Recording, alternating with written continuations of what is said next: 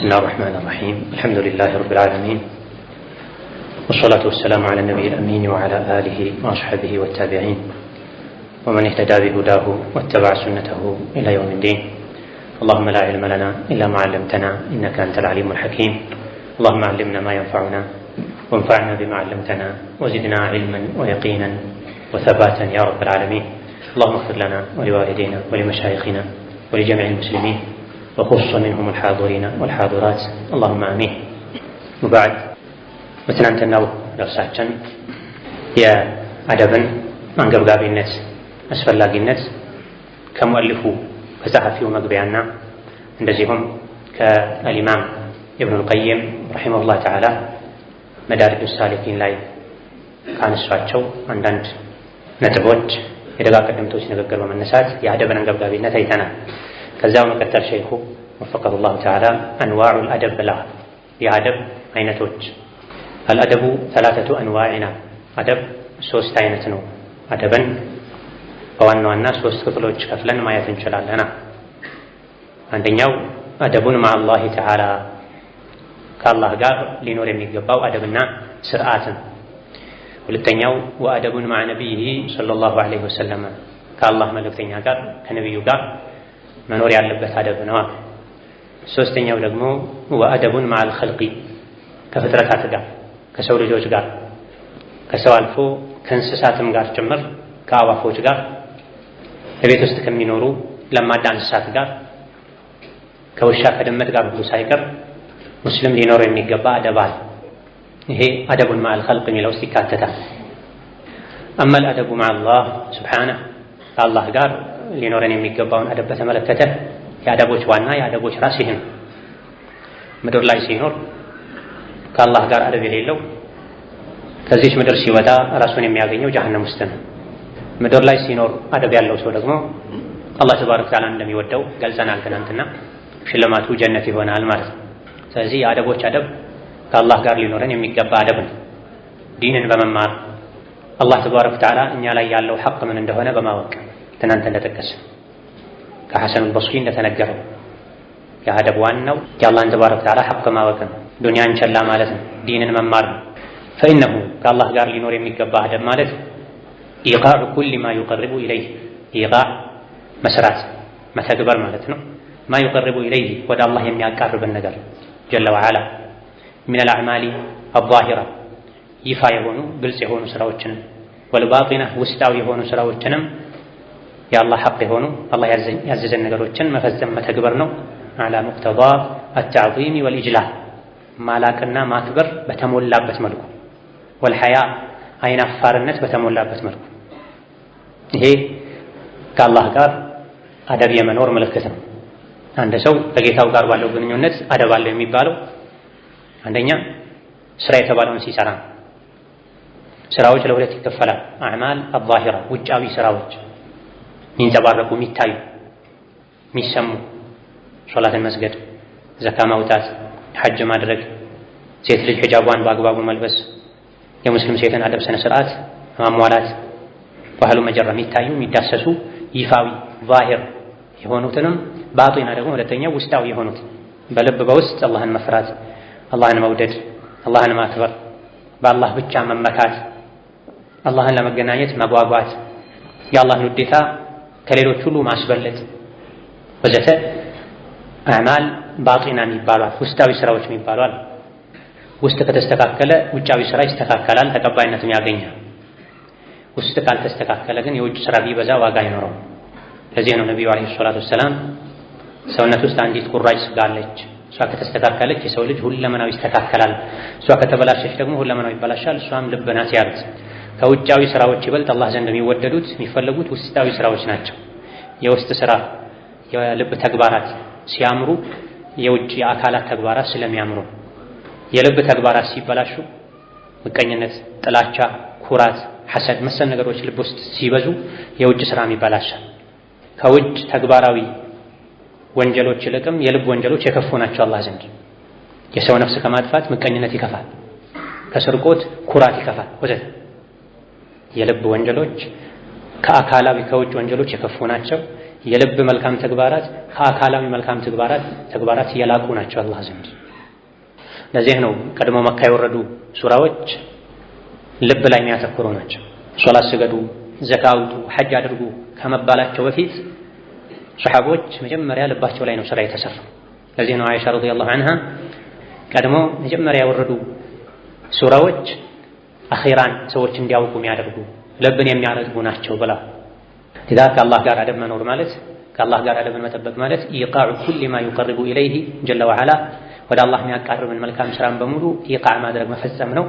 ሚነል አዕማል ዛሂረቲ ወልባጢና ውስጣዊም ውጫዊም የሆኑ ተግባራቶችን ከምን ጋር ዐላ ሙቅተባ አተዕዚም ወልኢጅላል ማላቅና ማክበር በተሞላበት መልኩ አላህን የሚያከብር ሰው አክብሮቱ ለአላህ ያለው ክብር በሚያስገድደው መልክ መተግበር አለ። ሶላትን ሲሰግዱ አላህ ያየኛል እያሉ፣ ቁርአን ሲቀሩ የአላህን ንግግር ነው ማነበው እያሉ አክብሮት በተሞላበት መልኩ መሆን አለበት። ንቀት መኖር የለበትም። ቸልተኝነት መኖር የለበትም። ሐያ መኖር አለበት። ማፈር መኖር አለበት። ይሄ ሶላት አሁን ለአላህ ይገባል ወይ? ይሄ የምሰጠው ስጦታ ሰደቃ ከኔ ከሚጠበቀው አንፃር በቂ ነው ወይ? አላህ ያኔ ስንት ነገር አድርጓል ወዘተ እያሉ ስራን እየናቁ ራስን እየናቁ አላህን እያላቁ መሆን አለበት። ሶላት እየሰገዱ የሚጫወቱ የሚመስሉ ሰዎች አሉ። አንዳንዴ ሰላም ልበለው ሁሉ ትላለህ። እንቅስቃሴውን ብዛት ታይተው ዱዓ እያደረጉ የሚቀልዱ የጥፍራቸውን ቆሻሻ የሚለቅሙ የሚመስሉ ሰዎች አሉ። ቁርአን እየቀሩም እንደዚሁ የቁርአንን ክብር ማይጠብቁ ወደ ቁርአን እግራቸው የሚዘረጉ እጃቸውን በምራቃቸው ያረጠቡ ያራሱ የአላህን ቁርአን ቃል ምራቅ የሚለቀልቁ ወዘተ ማንኛውም አላህ ያዘዘንን ነገር ከማክበር ጋር ከሐያ ጋር ማከናወን ከአላህ ጋር አደባለን ይባላል። ትናንት እንደተባለው ዲኑን መማርም ከአላህ ጋር አደብ የመኖር ምልክት ነው። አላህ ቁርአን አውርዷል። መታኒ ተደጋጋሚ አንቀጾችን አውርዷል። ሱረቱል በቀራ ላይ፣ ሱረቱል ኒሳ ላይ፣ ሱረቱ አሊ ኢምራንም ላይ፣ ነህልም ላይ፣ አዕራፍም ላይ፣ ጋፈርም ላይ የደጋገማቸው ጉዳዮች አሉ። አላህ በዚህ ልክ የደጋገመን ጉዳይ እኛ ችላ ልንል አይገባም። ነቢይም ዓለይሂ ሰላቱ ወሰላም በብዙ ሺህ የሚቆጠሩ ሐዲሶችን ተናግረዋል። እኛ ችላ ልንል አይገባም። ዲንን ካልተማረን ከአላህ ጋር አደብ የለንም ማለት ነው። فهو كمال التوحيد አደብ እንዲሁም እዚህ ላይ በተነገረው መሰረት የትኛውንም ስራ ስንሰራ አላህን በማክበር በማላቅና ለአላህ ሐያ በማድረግ ስራን መስራት ከማሉ ተውሂድ የተውሂድ ሙሉነት በዚህ ነው የሚገለጸው። አደብን የተውሂድ አካል አደረጉት ማለት ነው። ወሉቡ ተሕቂቅ ወተፍሪድ እምነትን የማረጋገጥ የማጽናት ወተፍሪድ አላህን በአምልኮት የመነጠል ልቡ አስኳሉም ይህ ነው። መልካም ስራን ሲሰሩ አላህን ከማክበር ጋር ከማላቅ ጋር አላህን ከማፈር ጋር ራስን ከመናቅ ጋር ስራን አሳንሶ ከማየት ጋር በሐያ በአደብ ስራ መስራት ይሄ የተውሂድን ሙሉነት ያሳያል።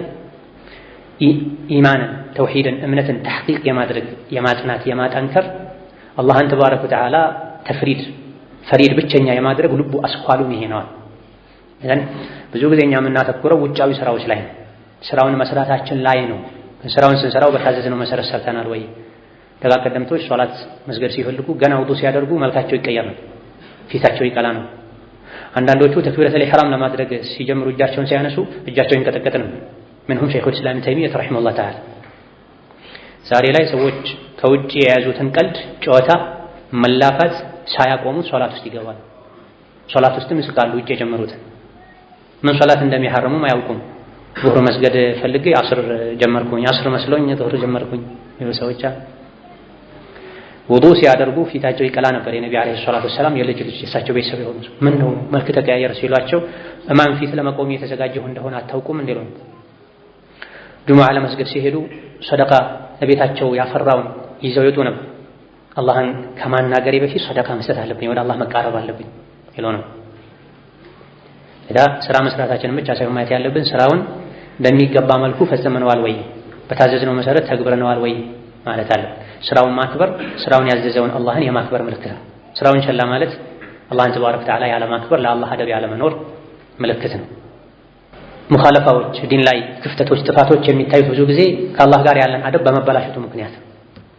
ሴት ልጅ ተገላልጣ የምትሄደው ጠባብ ልብስ ለብሳ የምትወጣው አላህ ያከበደውን የባሏን ሐቅ ቸላ የምትለው አላህ ተባረከ ወተዓላ አደራ ብሎ የሰጠ ልጆችን ሰዎች ቸላ የሚሉት ለምን ምክንያት ነው? ከአላህ ጋር ተባረከ ወተዓላ ያላቸው አደብ በማነሱ ነው።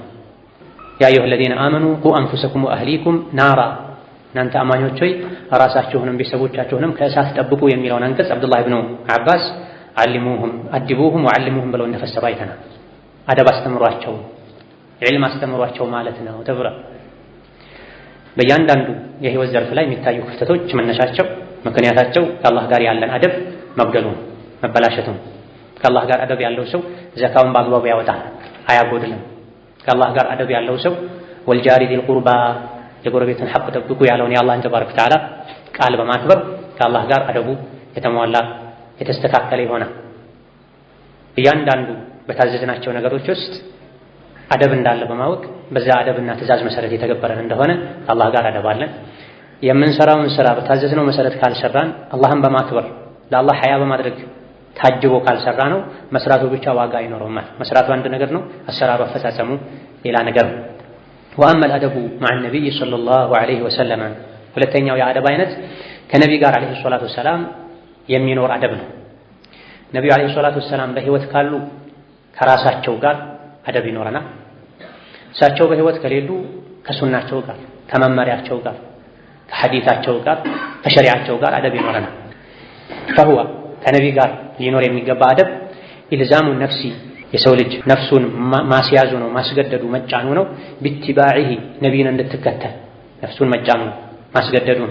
ምን ላይ ፊ ኩሊ ደቂቅን ወጀሊል በትንሹም በትልቁም ህይወቱ ላይ በሚገጥሙት ነገሮች ሁሉ ነቢይን ዐለይሂ ሰላቱ ወሰላም እንድትከተል ነፍሱን ማስገደድ ነው። ኢልዛም ማለት ማስገደድ መጫን ማለት። ወዐደሚ ተቀዱሚ በይነ የደይ ሱነቲሂ ሰለላሁ ዐለይሂ ወሰለም ከነቢ ጋር ሊኖር ከሚገቡ አደቦች አንዱ ከነቢዩ ሱና ቀደም ቀደም ማለት ነው። እሳቸው እንዲህ ነው የደነገጉት፣ እንዲህ አድርጉ ነው ያሉት፣ እንዲህ አታድርጉ ብለዋል ወዘተ ከተባለ ከእሳቸው ሱና ማንም በአስተያየት በአመለካከት በውሳኔ በተግባር መቅደም የለበትም ማለት የለበትም።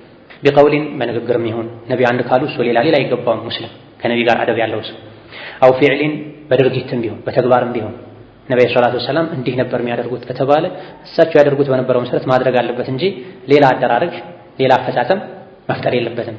አው ራእይን በአመለካከትና በአስተያየትም ይሁን አው ሀወን በዝንባሌና በስሜትም ይሁን የሰው ልጅ ከነቢ ዐለይሂ ሰላቱ ወሰላም ውጭ የሆነ አካሄድ እንድትሄድ ለነፍሱ መፍቀድ የለበትም። ይሄ ሁለተኛው እጅግ በጣም አንገብጋቢው የአደብ አይነት ነው። ከረሱሉ ጋር ዐለይሂ ሰላቱ ወሰላም ሊኖረን የሚገባ አደብ በህይወት ካሉ አደቡ ሁለት ይሆናል። ከራሳቸው ጋር ከሸኽሳቸው ጋር ስንኗኗር አደብ ሊኖረን ይገባል። ሱረቱል ሁጁራትን መግቢያውን ስንቀራ ይሄን በግልጽ እናገኘዋለን። ላ ቱቀድሙ በይነ የደይላሂ ወረሱሊሂ ወተቁላህ ከአላህና ከመልእክተኛው ፊት ቀደም ቀደም አትበሉ። በእርምጃም ከነቢ ፊት የሄዳችሁ እሳቸውን ከኋላ አታስከትሉ ማለት ነው። በአስተያየትም ነቢዩ ዐለይሂ ሰላቱ ወሰላም አንድ ብለው እናንተ ሌላ አትበሉ። ነቢዩ አስተያየት ሳይሰጡ እናንተ አስተያየት አትስጡ። ነቢዩ ፍርድ ሳይሰጡ እናንተ ፍርድ አትስጡ። በንግግር ደረጃም ወላ ተጅሀሩ ለሁ ቢልቀውሊ ከጃህሪ ባዕድኩም ቢባዕድ እርስ በርስ ስትነጋገሩ ጮክ ብላችሁ አቻላቻ እንደምታወሩት ከነቢ ጋር እንደዛ አታውሩ። ድምጻችሁን ዝቅ አድርጋችሁ ለስለስ ብላችሁ ቀዝቀዝ ብላችሁ። ሌላኛው ሱራ ላይ አላህ እንደነገረን ላ ተጅዐሉ ዱዓአ ረሱሊ በይነኩም ከዱዓኢ ባዕድኩም ባዕዳ እርስ በርስ እንደምትጠራሩት እንዳትጣሩ ነቢይን ከሩቅ ሆናችሁ ያ ሙሐመድ ያ ነቢይ አላህ አትበሉ። አጠገባቸው ሄዳችሁ ጠጋ ብላችሁ ጥሯቸው። በጣም ወደ ኋላም ቀርታችሁ የዞሩ እንዲያዩአችሁ አታድርጉ። እሳቸው አደብ ነበራቸው። ሰው ሲያናግራቸው ሙሉ በሙሉ ማንነታቸውን ወደሚያናግራቸው ሰው ዞረው ነበር የሚናገሩትና በጣም ኋላም ቀርታችሁ የራሳቸው አደብ ስላላቸው ያን አደብ ለመተግበር እናንተን ለማየት እንዲዞሩ አታድርጉ። ከፊትም ሄዳችሁ ደግሞ ጀርባ አትስጧቸው። ይሄን አደብ ራሱን አንዳንድ ዑለሞች የአስተማሪና የተማሪ አደብ አድርገውት ተማሪ ከአስተማሪው ጋር ሊኖር የሚገባን አደብ ሲጠቅሱ ይሄን ጠቅሰዋል። አሁን የተባሉትን ሁሉ ጠቅሰዋል። ምክንያቱም ዑለሞች የነቢያት ወራሾች ናቸው ብለው አሻሂድ ከነቢ ጋር ዐለይሂ ሰላቱ ወሰላም አደብ ሊኖረን ይገባል። ወአመል አደቡ መዐ ረሱሊ ፈልቁርአኑ መምሉኡን ቢሂ አሉ ኢብኑል ቀይም። ከነቢ ጋር ሊኖረን የሚገባውን አደብ በተመለከተ ቁርአን በዚህ ተሞልቶ ነው የምናገኘው። ቁርአን በዚህ ታጭቆ ተሞልቶ ነው የምናገኘው። ሙሉ በሙሉ ለእሳቸው ታዛዥ መሆን፣ እሳቸው የተናገሩት ሁሉ እውነት ነው ብሎ መቀበል፣ እሳቸውን መከተል፣ ሱናቸውን መውደድ ከእሳቸው ጋር ሊኖረን የሚገባ አደብ ነው። እሳቸውን በምንም መልኩ አለመቃረን፣ የእሳቸው ሱና አይመቸኝም አለማለት። ይሄ ሱና ነው አድርገው ይሄ ቢድዓ ነው ተው ሲባል የሚደንቃቸው ሰዎች ልብስህን በሱና ልበስ፣ ጸጉርህን በሱና ያዝ ተንከባከብ፣ ሱና ማይፈቅደውን አያያዝ አትያዝ ጸጉር ወዘተ ሲባሉ ልባቸው የሚጨናነቅ ሰዎች አሉ። የረሱሉ ዐለይሂ ሰላቱ ወሰላም ወዳጅ የሆነ ሰው ከእሳቸው ቀደም ቀደም ማለት የለበትም፣ ወደ ኋላ መቅረት የለበትም። በትእዛዝም ይሁን በክልከላ ነቢይን አለይሂ ሰላቱ ወሰላም ተከትለን እንጓዝ ይገባል። እሳቸው ከልክለዋል ከተባለ ወዲያው መታቀብ አለ። እሳቸው አዘዋል ከተባለ ላስብበት ላመቻች መባል የለበት። የረሱሉ አለይሂ ሰላቱ ወሰላም ሱና ይህ ነው፣ የእሳቸው መመሪያ ይህ ነው፣ የእሳቸው ፍርድ ይህ ነው ከተባለ ይሄ ከሀገራችን ባህል ጋር አይሄድም፣ ከኔ ጋር አይሄድም፣ ከክብሬ ጋር አይመጠነኝም መባል የለበት። አንዳንድ ቦታ ላይ ሱናው በሀገሩ በዘመኑ በአካባቢው ከተለመደው ፕሮቶኮል ጋር ይጋጫል ብለው ሰዎች ያስቡና ለፈረንጆች ፕሮቶኮል ብለው ለዘመናዊነት ብለው የረሱልን ሰለላሁ ዐለይሂ ወሰለም ሱና የሚተውበት ሁኔታ አለ። ምኑን ነቢይን ወደዱ፣ ምኑን ሙሐመድ ሆኑ። አንዳንዶች ስማቸው ሙሐመድ ግን በነቢ ሱና ያፍራሉ፣ በረሱሉ ዐለይሂ ሰላቱ ወሰላም ሱና ያፍራሉ። በይነማ በፈረንጅ ሱና በነጮች ሱና ይኮራሉ፣ አንገታቸውን ቀና ያደርጋሉ። ይሄ አላዋቂነት። ነቢዩ ዐለይሂ ሰላቱ ወሰላም የሰው ልጆች ሁሉ አርአያ ናቸው፣ አርአያ ነቢ ናቸው የሚል ሰው እሳቸው የጀነት በር ሲከፍቱ ተከትሎ ገብቶ ጀነት ላይ በሰላም መኖር የሚፈልግ ሰው በእሳቸው አደብ ሊኖር ይገባዋል። ከእሳቸው ጋር ከሸሪዓቸው ጋር ከአላህ ጋር አደብን መጠበቅ የዱንያን የአኺራን ሁሉ ኸይር ያስገኛል። ከእሳቸው ጋር ከሱናቸው ጋር ከሸሪዓ ጋር አደብን መጣስ በዱንያም በአኺራ ለሚደርስ ችግር ሁሉ መነሻው እሱ ነው። ፈመስቱጅሊበ ኸይሩ ዱንያ ወልአኺረቲ ቢሚስሊ አልአደቢ ወለስቱጅሊበ ሒርማኑሃ ቢሚስሊ ቂለቲ አልአደብ። የዱንያም የአኺራ መልካም ነገር የሚገኘው በአደብ መሟላት ነው። የዱንያም ይሁን የአኺራ መልካም ነገር የሚታጣው አደጋዎች፣ ሙሲባዎች፣ ችግሮች የሚበዙት አደብ ሲያንስ ነው። አደብ እንዳጠቃላይ ሁሉም ቦታ ላይ አስፈላጊ ነው። ይበልጥ ደግሞ ከአላህ ጋር አስፈላጊ ነው።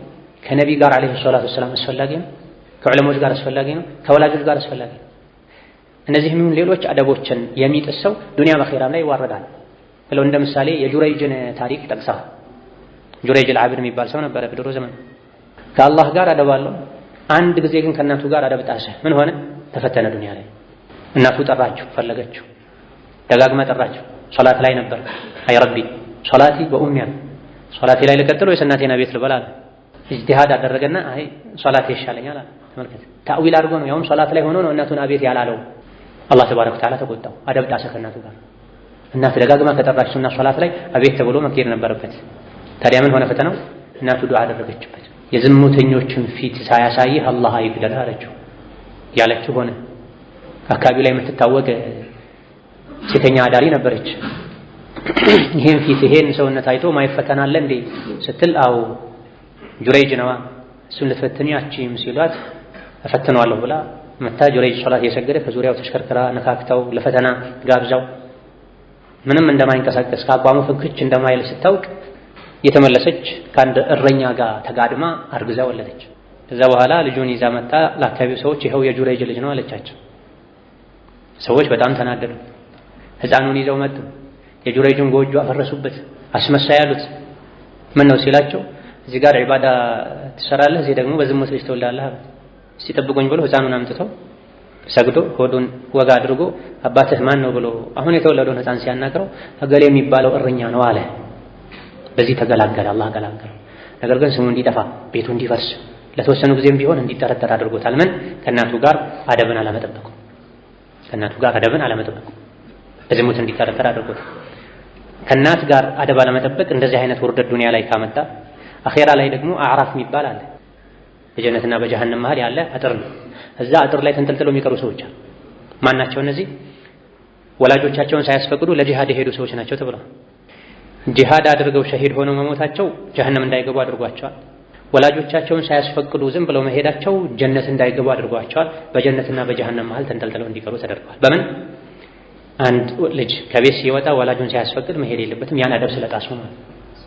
ይህ አንድ ምሳሌ ነው። ያውም ከመኽሉቅ ጋር ከሰው ልጅ ጋር ከወላጅ ጋር አደብን መጣስ ይሄን ችግር ካስከተለ ከነቢ ጋር አለይሂ ሰላቱ ወሰላም አደብን መጣስ ይሄ የነቢ ሱና ነው የተባለ ኋላ ቀርነት ነው የሚሉ ሰዎች አሉ። ሱናው ይሄ ነው የተባሉ ኋላ ቀርነት ነው። ይሄ ድሮ ለመካ በረሃ ላይ ለነበሩ ሰዎች የተደነገገ ነው ይላል። ይሄ መስጂድ የሚደረግ ነው ይላል። አደቡን ካለመጠበቅ አልፎ የሚያሾፉ የሚሳለቁ ይሄ ትልቅ ውርደትን ያስከትላል። አመል አደቡ መዐል ኸልቂ ከሰዎች ጋር ሊኖር የሚገባን አደብ በተመለከተ ይሄ በጣም ሰፊ ነው። ኸልቆች ብዙ ናቸው፣ አይነታቸው ብዙ ነው። ከሰው አልፎ ለእንስሳትም ጭምር ነው ብለናል፣ ለአዋፎች ጭምር ነው ብለናል። ሆኖም በጥቅሉ ፈኢነሁ ከፍጥረታት ጋር አደብን መጠበቅ ማለት ሙዓመለቱሁም ከሰዎች ጋር መኗኗር ማለት ነው። ቢመካሪሚል አኽላቅ በመልካም ስነ ምግባር ወመሐሲን ሽየሚ በጥሩ ጸባይ። አኽላቅና ሽየም ተመሳሳይ ናቸው። ከሰዎች ጋር ሽየማችንን ጠባዓችንን ተፈጥሯችንን መልካም ማድረግ አስቸጋሪ ተፈጥሮን ቢኖርብን ከሰዎች ጋር እንዲግባባ ማድረግ መቻል። العلم بالتعلم والحلم بالتحلم ብሏል ነብዩ ሰለላሁ ዐለይሂ ወሰለም። ዒልም በመማር ነው የሚገኘው። ተዓለም فليس يولد المرء عالما وليس اخو علم كمن هو جاهل ተማር። ማንም ዓለም ሆኖ አይወለድም። ከተወለደ በኋላ ነው ተምሮ ዓለም የሚሆነው። የተማረ እንዳልተማረ አይደለም ተብሏልና ዒልም በመማር ነው የሚገኘው። እንደዚሁ ደግሞ ቻይነት፣ ታጋሽነትም ትዕግስትን በመማር ነው የሚገኘው። በእክቲሳብ ነው የሚገኘው። ብር ሰርተህ ነው የምታገኘው። አካዳሚ ትምህርት ተምረህ ነው የምታገኘው። ሰው ሙያ ሰልጥኖ ነው የሚያገኘው። መልካም ስነ ምግባርን በመማር ይገኛልና ከሰዎች ጋር ባለን ሙዓመላ ግንኙነት፣ ግብይት በትዳር ሊሆን ይችላል፣ በጉርብትና ሊሆን ይችላል፣ በስራ ሊሆን ይችላል ወዘተ፣ በዝምድና ቤተሰብነት ሊሆን ይችላል። ሰዎች ልክ እንደ መልካቸው ጸባያቸው የተለያየ ነው። ከአንድ ቤት ውስጥ ውሃና እሳት ያክል የተራራቁ ሰዎች አሉ። አንዱ የመጨረሻ ስስታም ነው፣ አንዱ ደግሞ ለጋስ ራሱንም ይረሳል። የተቸገረ ሰው ካየ ራሱን ይረሳል። ሌላኛው ግን እናቱ ርቦኛል አሞኛል ብትለው አንድ ሳንቲም ስባሪ መስጠት አይፈልግም። አንዳንዱ ፈገግተኛ ነው፣ ተጫዋች ነው። ሌላኛው ደግሞ ድንጋይ ነው፣ ጎዝ ነው። ወንድምህ ሊሆን ይችላል፣ እህት ልትሆን ትችላለች። አይደለም ጎረቤት፣ አይደለም ሰራተኛ ይቅርና እናሱ አጅናስ ተባሉ። ሰዎች አይነታቸው ብዙ ነው። ከሁሉም ጋር መኗኗርን መልመድ ያስፈልጋል። የሁሉንም ጠባይ መልመድ መቻል፣ ማለፍ፣ ወደ ሰፊ መሆን ይገባል። ወኢንዛሉሁም መናዚለሁም የሰዎችን ደረጃቸውን መጠበቅ፣ ለሁሉም ደረጃውን መስጠት፣ እንደ ደረጃው መኗኗር ከሰው ልጅ ጋር ዓላማ የሊቁ ቢሂም በሚገባቸው ልክ የ20 ዓመትን ወጣት፣ የ40 ዓመትን ጎልማሳ፣ የ30 ዓመትን የ80 ዓመትን አዛውንት፣ የ5 ዓመትን ህፃን በአንድ አይን ማየት የለብንም። በደለኛ ትሆናል። ይሄ በዘመናችን እየጠፋ ሄዷል። ድሮ የነበረ ለትልቅ ሰው የሚሰጥ ክብር እየጠፋ ሄዷል። ዛሬ ወጣቱ አርአያውን የተርቢያ ሞዴሉን ስለለቀቀ የፈረንጆች የነጮች ስልጣኔ እስላማዊውን ስልጣኔ ብዙዎች ዘንድ የሻር እያጠፋ ስለሆነ ኢንዛሉና ሲመናዝልም እየጠፋ መጥቷል። ሰዎችን በቦታቸው በደረጃቸው ማናር፣ ትልቅን ሰው ማክበር፣ እኩያ ጋር መመካከር፣ ታናሽን ለታናሽ ማዘን ማስተማር እየጠፋ ነው። ትንንሽ ልጆች ከትልልቅ ሰው ጋር ሲደባደቡ ይታያል። ትንንሽ ልጆች ሁለት ፀጉር ያበቀሉ ሰዎችን አንተ ያሉ ሲጠሩ ይታያል። እገሌ ብሎ በስሙ። ድሮ ትልቅን ሰው ጋሼ ያሉ ነበር ሰዎች የሚጠሩት። ምናቸውም በእድሜ የሚበልጣቸውን ሰው አንቱ ያሉ ሲያናግሩ ነበር የሚታይ። በዕልም የሚበልጣቸውን ሰው አንቱ ያሉ ሲያናግሩ ነበር የሚታይ። ዛሬ ያ ሁሉ ጠፍቶ ሰዎች እንዲህ አይነቱን አደብ በመልቀቃቸው ምክንያት ብዙ በረካ ነተዋል። ትልልቅ ሰዎች ሲከበሩ ያከበራቸውን ሰው በረካውን በልዶ ያደርጉ ነው። ትልልቅ ሰዎች ትንንሾች ሲያከብሯቸው እንዳከበርከኝ አላህ ያክብር ይላል። ትልቅ ሰው ሲመጣ ተነስቶ ወንበር ሲሰጥ፣ ልጆች እግራቸውን ሰብሰብ ሲያደርጉ ተነስተው ለትልልቅ ሰዎች ኺድማ ሲያደርጉ ነበር የሚታየው። ዛሬ መነሳቱ ይቅር የዘረጋውን እግሩን ለትልቅ ሰው ብሎ ሰብሰብ በማድረግ የሚከብደው የ17 የ15 የ20 ዓመት ወጣት ነው የምናየው። ትልልቆች ዝቅ ብለው እንዲካድሟቸው የሚፈልጉ ወጣቶችን ነው የምናየው። 5 6 7 ልጆች ሶፋ ላይ አረቢያ መጅልስ ላይ ዙሪያውን ተደርድረው እናት ተነስታ ምግብ ታቀርባለች። እናት ተነስታ የእጅ ውሃ ለባሏ ታመጣለች። እናቴ ሻይ አምጪልኝ ይሏታል ቁጭ ብለው ልጆች። አያታቸውንም ጭምር የሚያዟል። ልጆች ነበሩ ድሮ የወላጆቻቸውን የአያቶቻቸውን እግር የሚያጥቡት የሚኻድሙት። ክብር ነበር ለእናቴ እንዲያደረኩ ለአባቴ እንዲያደረኩ። ዛሬ ግን ለእናቴ እንዲያደረኩ ነውር ነው።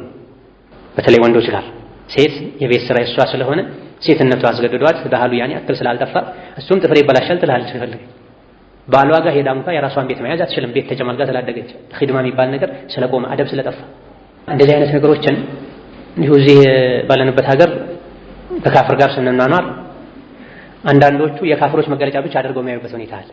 ማለት ትናንትና ምን ብለናል? አደብ በሁሉም ቋንቋ የተመሰከረ ነው። በሁሉም ሀገር በሁሉም ዘመን የተወደሰ ነው። ሁሉም ቦታ ላይ ጌጥ ነው ብለናል። የአደብ ምንጩ የግድ ቁርአንና ሐዲስ ብቻ አይደለም። ቀጥሎ ያለው ገጽ ላይ እንደሚመጣው ከዑርፍም ይወሰዳል። ባሉበት ሀገር አደብ ነው የሚባል ነገር ሁሉ አደብ ነው አድርገው። ባለህበት ሀገር አደብ ነው ስርዓት ነው የሚባል ነገር ስርዓት ነው የትም አድርገው። ባለህበት ሀገር የስርዓት የአደብ ማጣት ምልክት ነው የሚባል ነገር ሁሉ ራቀው። ዋጅብን ሸሪዓ ያዘዘህን ነገር መተውን ከመጠንቀቅ ጋር ኢዛ ከኸልቆች ጋር ጥቅል ባለ መልኩ فإنه معاملتهم بمكارم الأخلاق የሰው ልጆችን በሙሉ በመልካም ስነ ምግባር መኗኗር ማለት ነው። ወመሐሲን الشيم በጥሩ ጸባይ ከሰዎች ጋር መኗኗር ማለት ነው። መሐሲን መካሪም ይሄ ተፈጥሮዬ ነው ይላሉ ሰዎች። የፈለጉትን አድርጉ፣ እኔን አትከታተሉኝ፣ ተፈጥሮዬ ነው። ተፈጥሮ ላይ ሌሎች ብዙ ችግሮች አሉብህ። ለራስህ ጥቅም ሲሆን እነዚያን መጥፎ ችግሮችን ተዋግተህ ታስወግዳለህ። ከሰዎች ጋር ሲሆን ግን የሚጎረብጥ ማይመች ባህሪህን ተፈጥሮዬ ነው ብለህ ተፈጥሮዬ ነው ብለሽ ከመጥፎ ባህሪ ጋር ተቃቅፎ መኖር ضعፍ ነው፣ አጅዝ ነው። የስንፍና ራስ ላይ ያለን ነው ማስወገድ አለመቻል። ያ ሳያንስ ደግሞ ሰዎች ላይ ጣት መቀሰር ሌላ ጥፋት። ቀድመን የራሳችንን አይብ፣ የራሳችንን ነውር፣ የራሳችንን ጉድለት ፈልገን ቆሻሻችንን ለቅመን ልናስወገድ ይገባን። ከዛ በኋላ ወደ ሌሎች ልንሸጋገር ይገባን። ሰዎች ለኛ እንዲሆኑልን የምንፈልገው ለሰዎች ልንሆን ይገባን። ሁሉም ሰው ሰዎች እንዲወዱ፣ ሰዎች እንዲያከብሩ፣ ሰዎች እንዲያዝኑለት ወዘተ ይፈልጋል። ያን ለሰዎች አድርቀን ታገኘዋለህ። ሰው የዘራውን ነው የሚያጭድ። ወኢንዛሊሂም መናዚለሁም ከሰዎች ጋር ባለ ግንኙነት መጠበቅ አለበት የሚባለው አደብ በጥቅሉ ለሰው ልጆች ለእያንዳንዳቸው የሚገባቸው መንዝላ ደረጃ ቦታ መስጠት፣ ዓላማ የሊቁ ቢህም በሚመጥናቸው ልክ ልጅ ለወላጆቹ፣ ሚስት ለባሏ፣ ባልም ለሚስቱ፣ አሰሪም ለሰራተኛው፣ ጎረቤትም ለጎረቤቱ፣ ታላቅ ለታናሹ፣ ታናሽ ለታላቁ፣ ተማሪ ለአስተማሪው፣ አስተማሪ ለተማሪው፣ እንግዳ የተመጣበት ሰው ለእንግዳው፣ እንግዳም ለአስተናጋጁ አደቡን ሐቁን ሊጠብቅ ይገባል። ይህ እስካለ ድረስ አደብ አለ ማለት ነው። ይህ ከጠፋ አደብ ለቀናና አደብ መልቀቅ የአቅል መልቀቅ ምልክት ነው። የኢማን ማነስ ምልክት ነው። ከቀደምት ዑለሞች መሃል አንዱ ስማቸውን ቀይራ ለምንድን ነው ስምን የቀየርከው ሲሏቸው የኔም የሼኼም ስም አንድ ሆናል። ታዲያ ምን ችግር አለው ሲባሉ እንደ ወደፊት ኖሬ እኔም የዓለምነቱን ማዕረግ አግኝቼ ሌላ ትውልድ ሲመጣ የዑለሞችን ተርጀማ ሲጽፍ የዑለሞችን ታሪክ ሲጽፍ የኔን ስም ከሼኼ ስም ካደረገው ብዬ ፈርቼ ነው። በታሪክ ደረጃ እሱ የሚሰራው አይደለም፣ የሼኽ ራሱ የሚሰራው አይደለም። እኔ ገና ተማሪ ነኝ። እኔና የሼኼ ስም እኩል ከሆነ ሁለታችንም የዕልሙ ጎዳና ላይ ይዘልቀን እኔም ዓለም ከሆንኩ ሌላኛው ትውልድ ሲመጣ ያለፉ ዑለሞች ታሪክ ብሎ ሲጽፍ የሱም የኔም ስም እኩል ነው፣ አንድ ነው። በአልፋቤት እያስቀመጠ የኔን ስም ከሼኼ ስም ካስቀደመ ብዬ ፈርቼ ነው ስሜን የቀየርኩት። አባቴ ረሒመሁላህ ተዓላ 200-300 ደረሶች ነበሩ እኔ እድሜው እንኳ። ከነዚህ 200-300 ደረሶች ውስጥ አንድ ህፃን ልጅ አደም የሚባል ነበር። የእሱን ሼኽ ተከትሎ የመጣ ትልልቅ ሼኾች አሉ፣ በስራቸው ደረሶች አሉ። እነዚህ ትልልቆቹ አባቴ ጋር ይቀራሉ። ከነዚህ ከትልልቆች ጋር ደግሞ ተከትለው የመጡት ትንሽ ደረሶች አሉ። ከትልልቆች ስር ያለ ትንሽ ልጅ ነው፣ የ9 ዓመት የ10 ዓመት ልጅ ነው፣ ገና ቁርአን የሚቀራ ነው።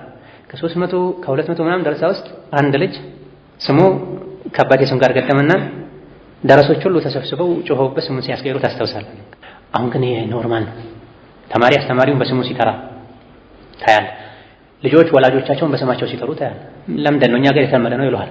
አይደለም፣ ሀያ ያስፈልጋል፣ አደብ ያስፈልጋል።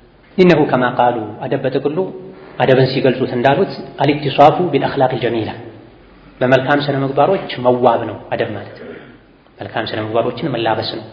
ወልኢሕቲራዙ መጠንቀቅ ነው፣ መራቅ ነው ደግሞ አማ ዩቃቢሉሃ ከተቃራኒ ከመልካም ስነ ምግባር ተቃራኒ ከሆኑ ስነ ምግባሮች በሙሉ መራቅ ነው። ምን ሰፋሲፊል ኡሙሪ አይ ረዲኢሃ ማለት መጥፎ ቆሻሻ ከሆኑ ባህሪዎች መራቅ ማለት ነው። ይሄ የአደብ ታሪፍ ነው። ትናንት እንዳልኳቸው ወደፊት ይመጣል ብያቸው ነበር። አደብ ምንድን ነው? አልኢትሷፉ ቢልአኽላቂል ጀሚላ በሁሉም ቦታ ላይ መልካም ስነ ምግባርን መላበስ። በሄድክበት ሁሉ ኢስላም ሁሉም ቦታ ላይ አደብ አስቀምጠዋል።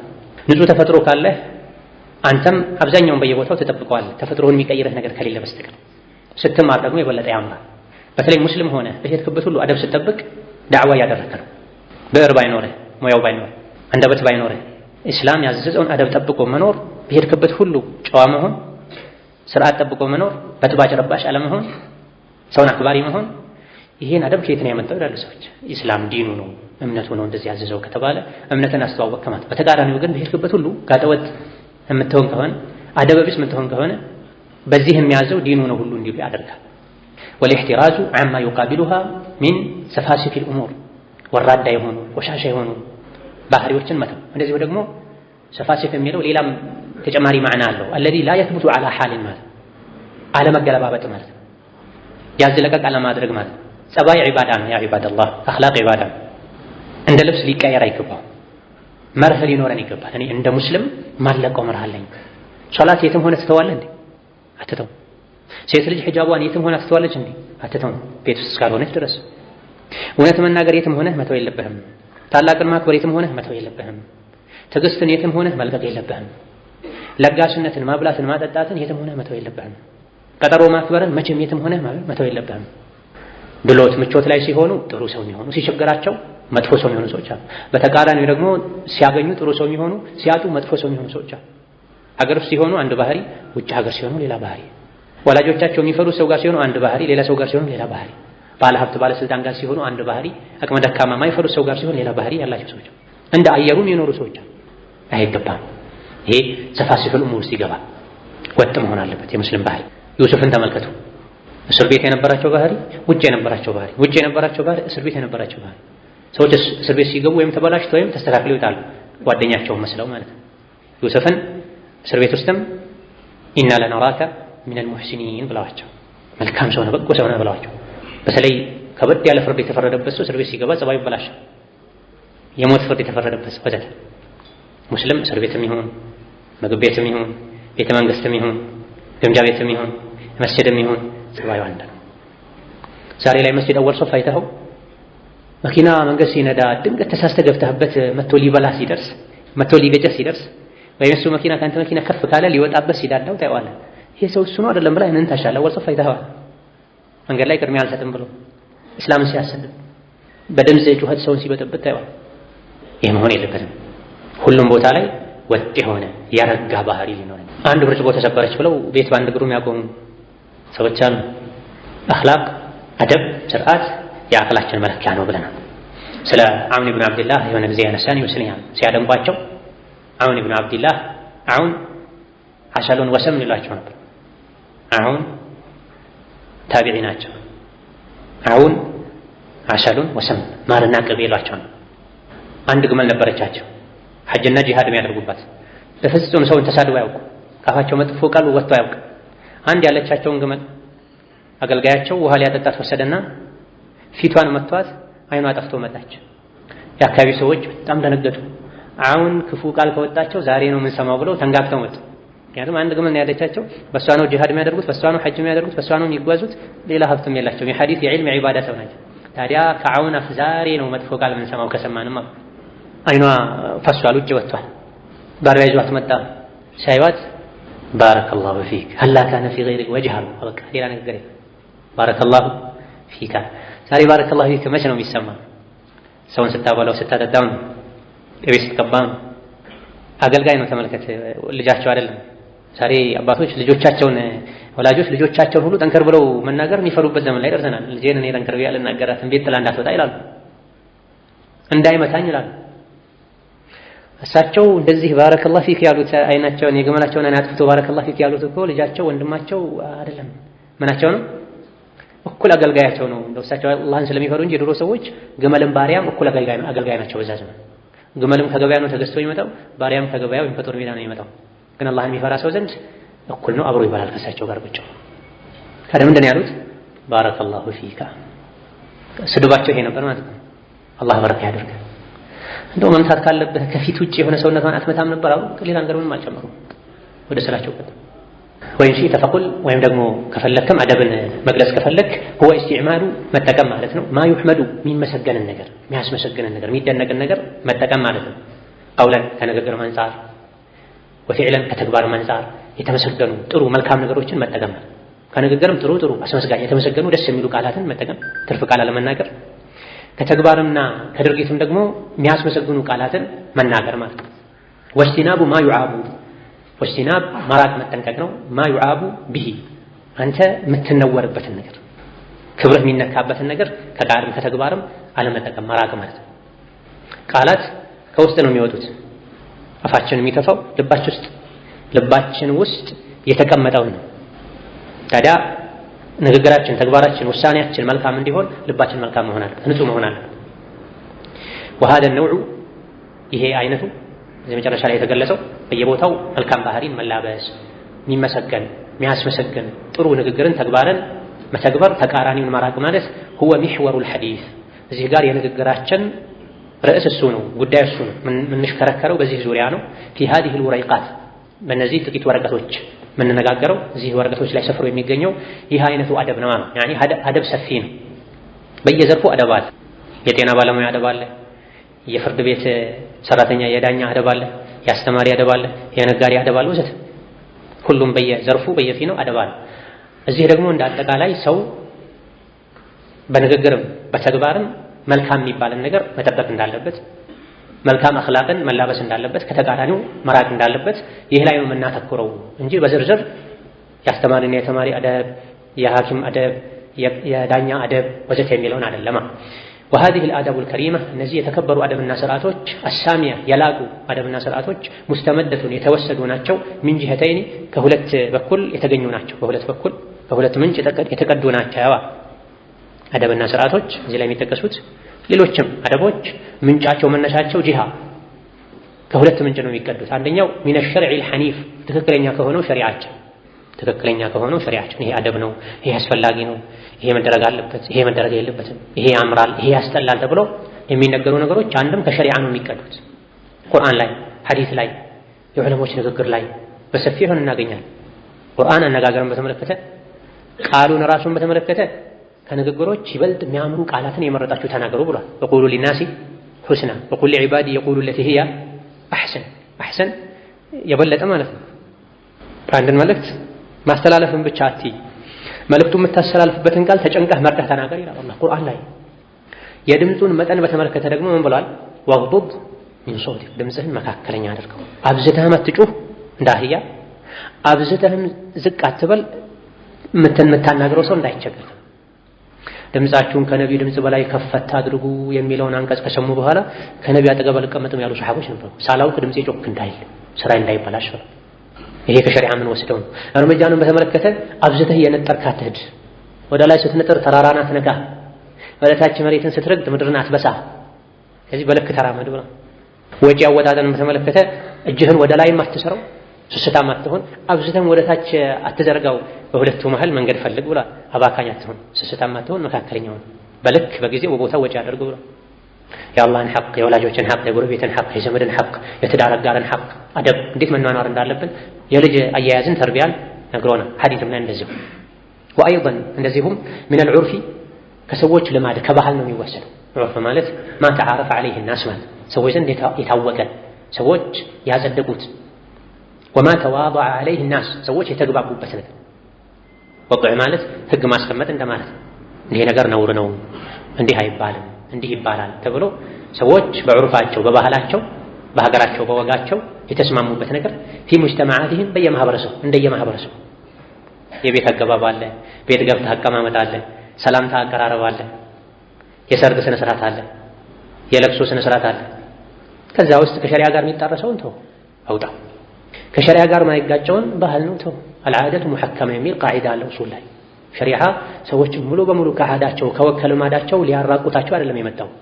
ከወጋቸው ከባህላቸው ውስጥ ከሸሪዓ ጋር ማይስማማውን ሊያስተካክል ብቻ ነው ሸሪዓ የመጣው። ብዙ አደብ ስርዓቶችን ነብዩ አለይሂ ሰላቱ ሰላም ባሉበት አጽድቀዋል። ከሸሪዓ ጋር የሚጣረሱትን አስወግደዋል።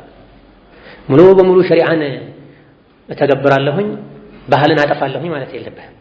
ከባህል ውስጥ ከሸሪዓ ጋር የሚስማሙትን ተዋቸው።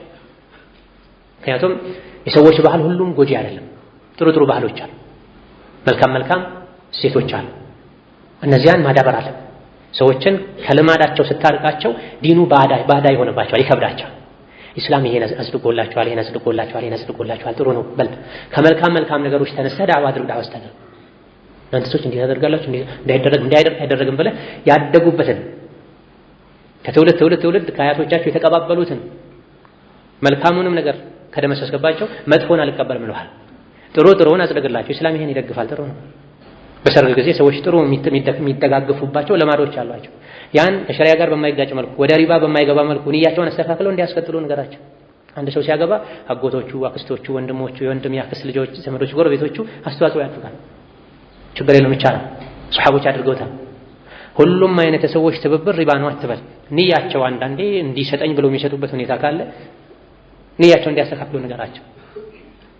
በጀህልና አንዳንዴ ሐዲስ ውስጥ ያለ ነገር ሁሉ ሰዎች ሲቃወሙት ያለ ብዙ ጊዜ አያቶቻችን እናቶቻችን ማንቆርቆሪያ መሰል ነገሮች ላይ ማታ ላይ በተለይ ክዳን ካላገኙ ያገኙትን ነገር እንጨት እንኳን እንደዚህ ሲያስቀምጡ እናያለን። ይሄ ምንድነው ባዕድ አምልኮ ነው ብለው የሚጠልዙ የሚያስወግዱ ሰዎችን ደግሞ እናያለን። ኡሱል ሰላተን ብቻ ስለቀሩ ተውሂድን ጨርሰው የቀሩ የሚመስላቸው ሰዎች በይነማ ይሄን ቡኻሪ ሙስሊም ስትቀራ ሐዲስ ላይ ራሱን ታገኘዋለህ።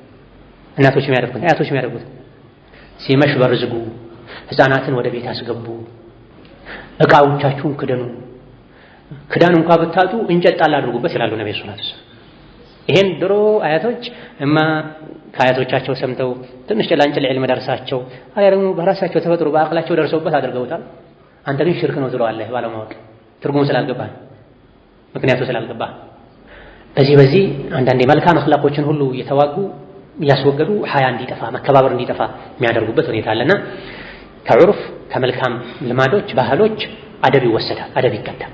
ሚነል መሐሲኒ ወልመካሪም መልካም ነገሮች የተከበሩ አኽላቆችን ሙጅተማዓትን በየማህበረሰቡ የሚገኙ።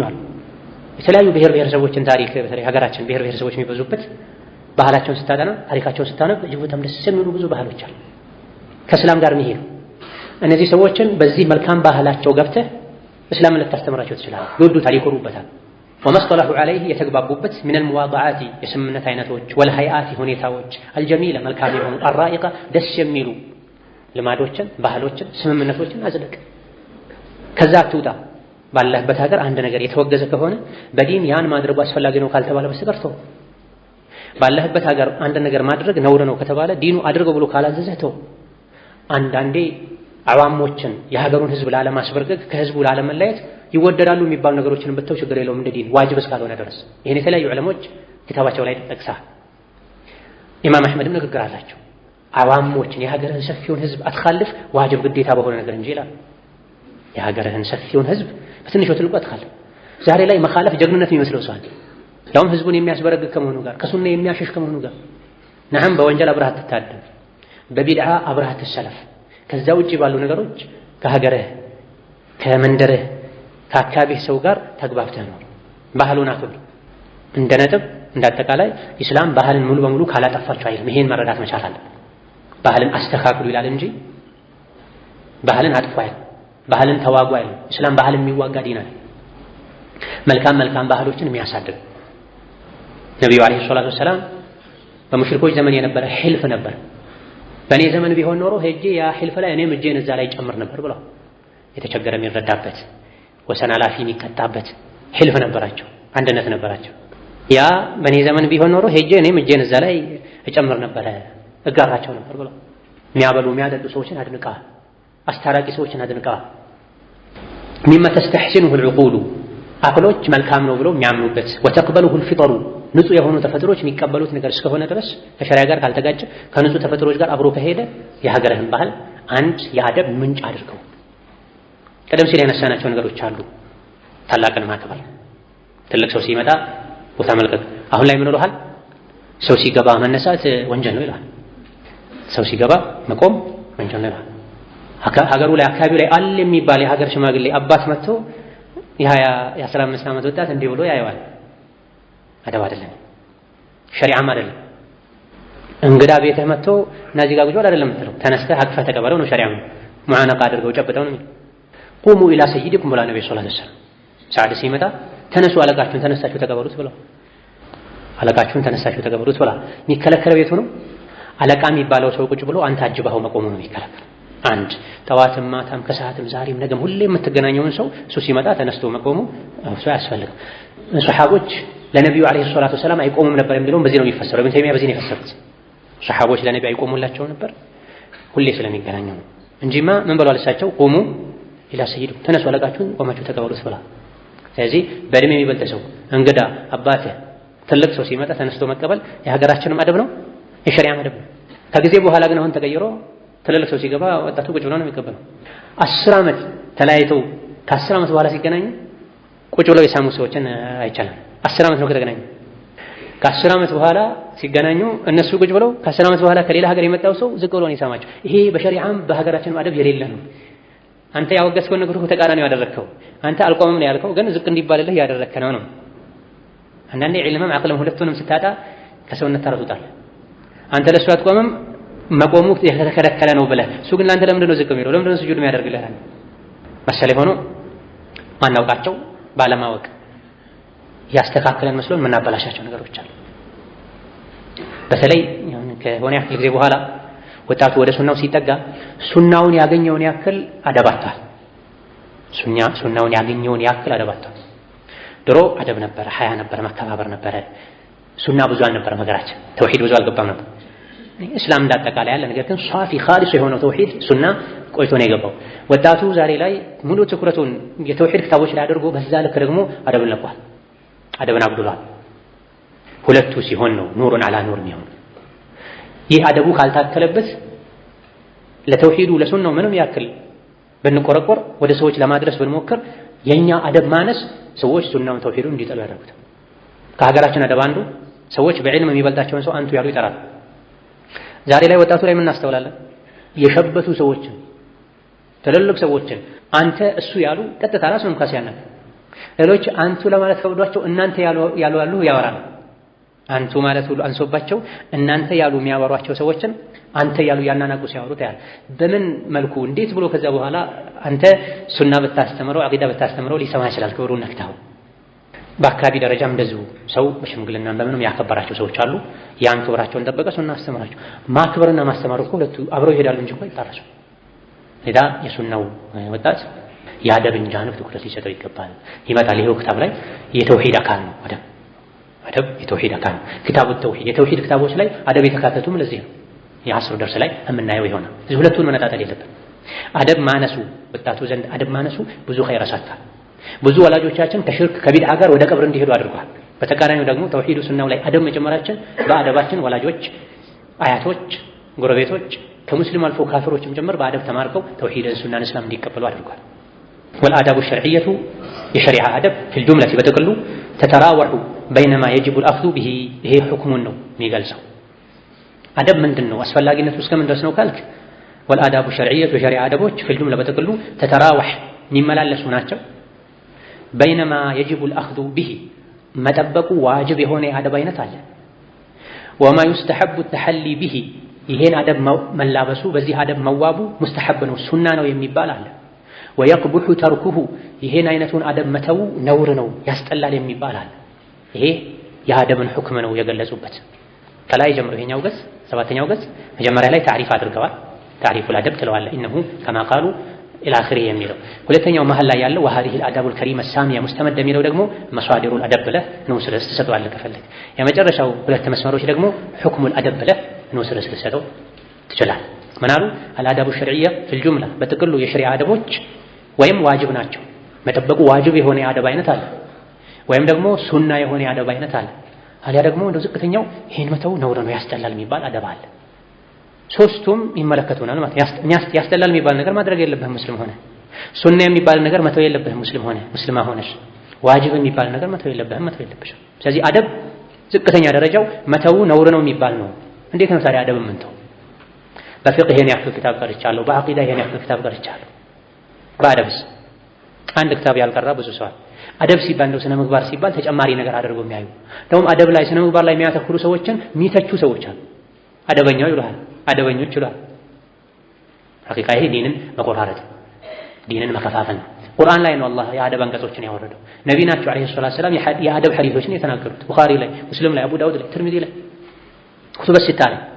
ወላ ሸካ ምንም ጥርጥር የለውም አነል መርአ የሰው ልጅ ኢዛ አኸዘ ነፍሰሁ ነፍስያውን ከያዛት ወጥሮ ከያዛት ካስገደዳት ብስቲዕማሊ ሃዚሂ አልአዳብ እነዚህ አደቦችን እንድትጠቀም እንድትተገብር ነፍስያውን ከተጫናት ወረወበሃ ካለማመዳት ፊል ቂያሚ እንድትተገብር እንድትኖር ቢሙክተባሃ በእነዚህ አደቦች መሰረት ነፍሱ እንድትጓዝ እንድትወጣ እንድትገባ ከሰው ጋር እንድትኗኗር ነፍሱን ተርዊብ ካደረጋት ተርዊብ ማለት ማለማመድ ማለት ሐታ ሷረት ለሁ ከልዓዳ ልማድ እስኪሆነው ድረስ ልማዱ እስኪሆን ድረስ ራሲኸ ውስጡ ላይ የጸና ልማድ እስኪሆን ድረስ እነዚህ አደቦችን ለነፍሱ ካስያዛት ነፍሱን ካሰለጠናት ካለማመዳት ፈቀድ ሐሰነ ዱንያውን ያሳምራል፣ የዱንያ ህይወቱ ያምርለታል።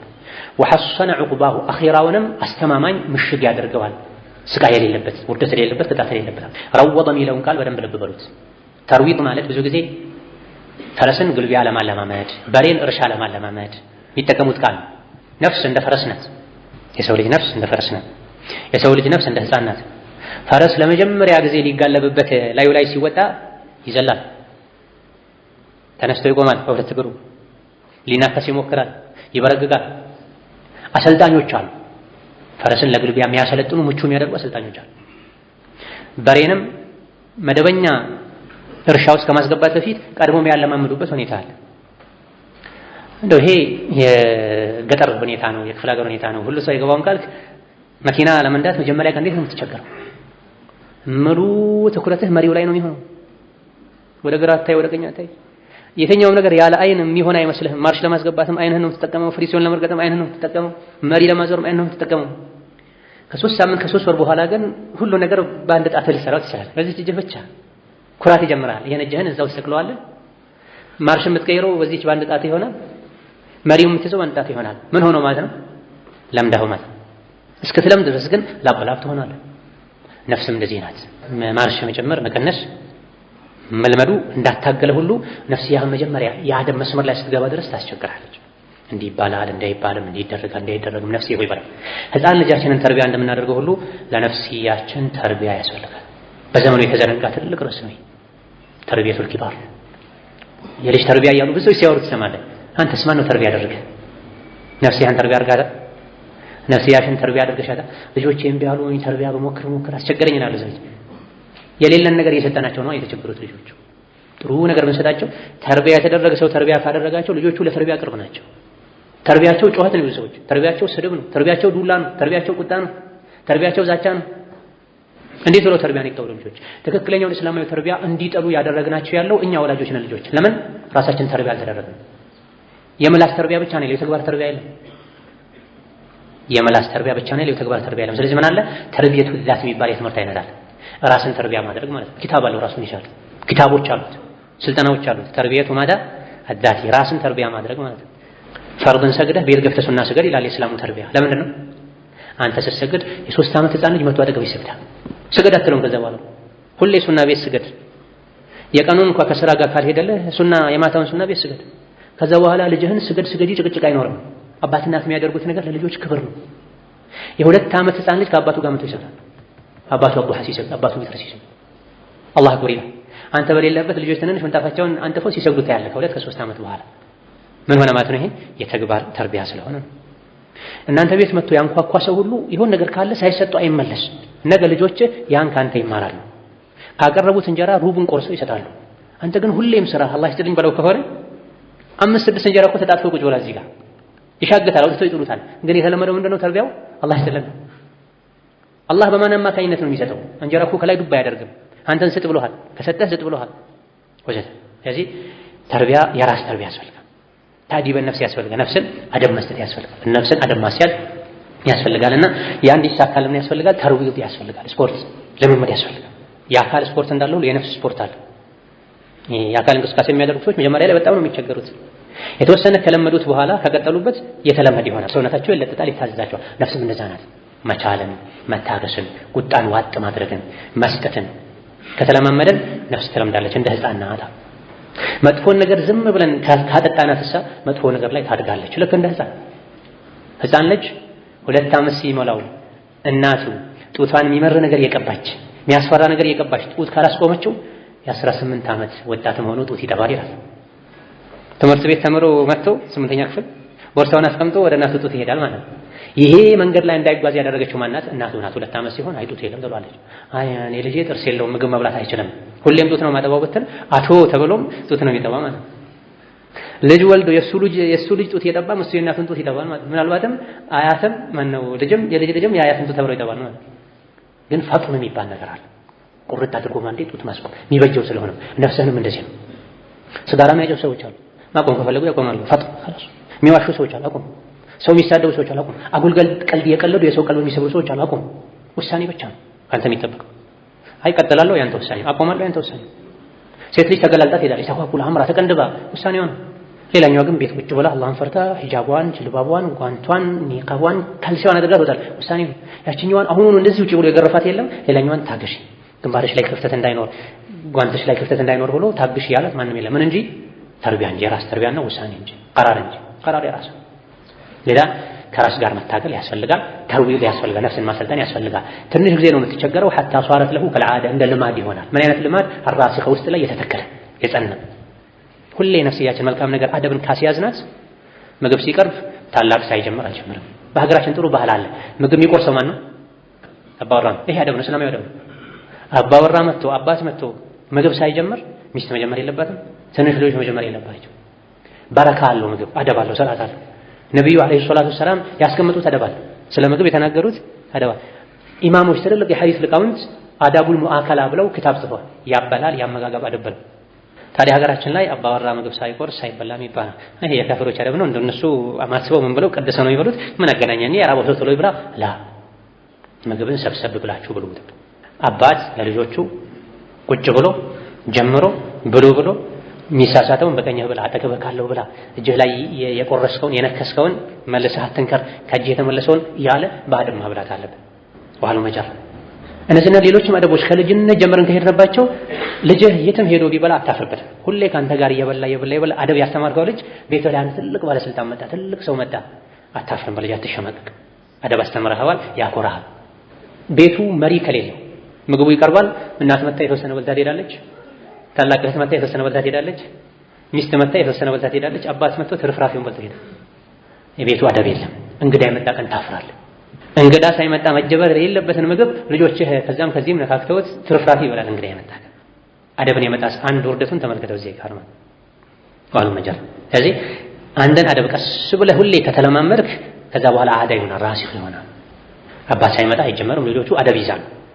ስንት ደቂቃ አርቧቸው የታገሱትን አባት እጁን ታጥቦ እስኪመጣ ድረስ መታገስ አያቅታቸውም። አደብ ነው ይለምዱታል። አደብ ካልሆነሳ ባይርባቸው ምግቡ ላይ ይጫወቱበታል አባት እስኪመጣ ድረስ እና እስክትቀርብ ድረስ። በዚህ መልኩ ያደጉ ልጆች እንግዳ ቤት ብትሄድ እንግዳ ጋር ይዛቸው ብትሄድ መሸማቀቅ ነው ያንተ ስራ ነው። እንግዳ ቤት ቢመጣ ጓዳ አስገቡልኝ ተብሎ ነው የምትለው። ነውረኛ የሆኑ ልጆች አደብ የጎደላቸው ልጆችን የመበደል አንዱ አይነት አደብ አለማስተማር። ልጆችን የመበደል አንዱ አይነት አደብ ስርዓት አለማስተማር።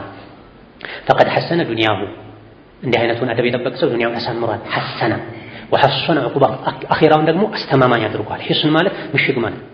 እንደዚህ አይነት አደቦችን መያዝ ሁለት ጥቅም አለው ማለት አንደኛ ዱንያ ያምራል። ከሁሉም ጋር ተግባብተህ ተከብረህ ትኖራለህ። ሰው አይጸየፍም። ትልልቅ ሰዎች ሆነው ምግብ ሲበሉ ያቸው አንዳንዴ ካስፈላጊው በላይ ያነሳሉ። አፋቸው የወፍጮ መቀበያ ሳህን እስኪመስል ድረስ እንደዚህ የለቁትና የቀረውን መልሰው ሳህኑ ላይ ይረጩታል። እያየህ እንዴት ትበላለህ?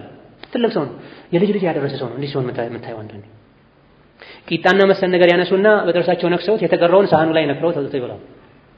በአንድ እጁ ሶፍት ይዞ በአንድ እጁ ምግብ ይዞ በየመሃሉ ሙቅሪፈ ጀደን። እንዲህ አይነቱን ከየት ነው የሚያመጡት? ሰዎች ከቤታቸው ነው ይዙት፣ ከጓደኛቸው ነው ይዙት። ከእንዲህ አይነት ሰው ጋር ሰው መቀመጥ አይፈልግም። የረቃ ሲሄድ ማን ነው የሚያማሩ? እንዲህ አይነት ሰው ወላጆቹ ነው የሚያማረው። ግን ወላጆች ላይ ብቻ አይደለም ያለው። አንተም ከፍ ያልከ ስትሄድ ራቆተን አትሄድም መቼም። ወላጆች ካላለበሱኝ ብለህ ልብስ ትለብሳለህ።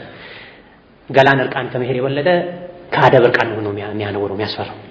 ልብስህ እርቃን ቢሆን እብድ ነህ ብለው ሰው ዑድር ይሰጣል። ግን ያማረ ልብስ ለብሰህ ግን የእብድ ስራ ስትሰራ አነጋገርህ ላይ፣ አቀማመጥህ ላይ፣ አለባበስህ ላይ፣ ውሎህ ላይ ሰው አንተ ላይ ነው የሚፈርድ። ሌላ እነዚህ አደቦችን መጠበቅ አንደኛ ሐሰነ ዱንያ ያምራል። የትም ሄደህ ትከበራለህ፣ ትወደዳለህ፣ ትግባባለህ፣ ትናፈቃለህ። ወሐሰነ ዑቅባሁ አኺራው ደግሞ አስተማማኝ ይሆንለታል። ከአላህ ጋር አደብ ያለው ሰው፣ ከነቢ ጋር አደብ ያለው ሰው፣ ከኸልቅ ጋር አደብ ያለው ሰው። በተቃራኒው ደግሞ እነዚህ አደቦችን ያልጠበቀ ሰው አኺራ ላይ ይዋረዳል፣ ድሃ ይሆናል። የሶላቱን አጅር ያጣዋል፣ የጾሙን አጅር ያጣዋል፣ የሰደቃውን አጅር ያጣዋል። አደብ በማጣቱ ምክንያት አላህ ተባረከ ወተዓላ ሙሉ አደብ ከሰጣቸው ባሮቹ ያድርገን። ከአላህም ጋር ከመልእክተኛውም ጋር ከሰው ልጆችም ጋር ሙሉ አደብ ካላቸው ሰዎች ጋር ያድርገን። ረበና አቲና ፊ ዱንያ ሐሰነ ወፊል አኺረቲ ሐሰነ ወቂና ዐዛበን ናር። اللهم إنا نسألك علما نافعا ورزقا طيبا وعملا صالحا متقبلا. ربنا اغفر لنا ولوالدينا ولمشايخنا وأزواجنا وذرياتنا إنك سميع قريب مجيب. آمين. وآخر دعوانا أن الحمد لله رب العالمين وصلى الله وسلم على نبينا محمد. السلام عليكم ورحمة الله وبركاته.